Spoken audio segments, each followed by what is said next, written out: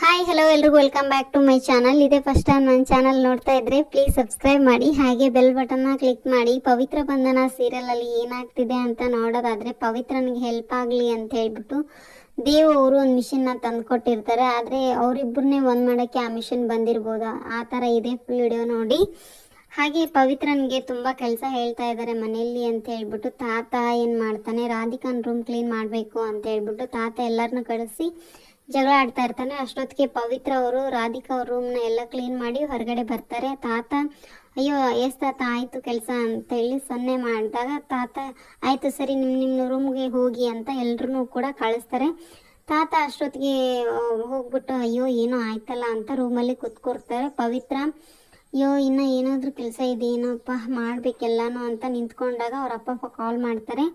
ಏನಮ್ಮ ಹೇಗಿದ್ಯಾ? ಅಯ್ಯೋ ಅಪ್ಪ ನಾನು ಆರಾಮ್ ರಾಣಿ ಥರ ಇದ್ದೀನಿ, ಏನು ಕೆಲಸನೇ ಇಲ್ಲ ಅಪ್ಪ ನನಗೆ ಮಾಡೋಕ್ಕೆ ಅಂತ ಹೇಳ್ಬಿಟ್ಟು ಪವಿತ್ರ ಹೇಳ್ತಾ ಇರ್ತಾಳೆ.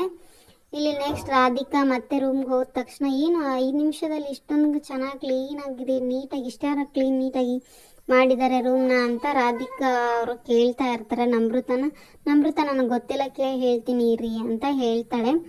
ನೆಕ್ಸ್ಟ್ ಮತ್ತೆ ಈ ಕಡೆ ತಾತನ ಕಾಲ್ ಮಾಡಿಬಿಟ್ಟು ಏನಾಯಿತು ತಾತ, ಪವಿತ್ರ ಅವ್ರು ಏನು ಮಾಡ್ತಾ ಇದ್ದಾರೆ ಅಂತ. ಏನು ಮಾಡೋದಪ್ಪ ತುಂಬಾ ಕಷ್ಟನೇ ಇದೆ, ಮಿಷನ್ ಆರ್ಡರ್ ಬಂದಿರುತ್ತೆ ಮನೆಗೆ, ಹಾಗಾಗಿ ಅಯ್ಯೋ ಪವಿತ್ರನ ಹೆಸರಲ್ಲಿ ಬಂದಿದೆ ಅಂತ ಹೇಳ್ಬಿಟ್ಟು ಅವ್ರ ಮಗ ಕೊಡಕ್ಕೆ ಹೋಗ್ತಾನೆ. ಮಂಗಳ ಅವ್ರು ಬಂದು ಇಸ್ಕೊಂಡು ಓಪನ್ ಮಾಡ್ತಾ ಇರ್ತಾರೆ.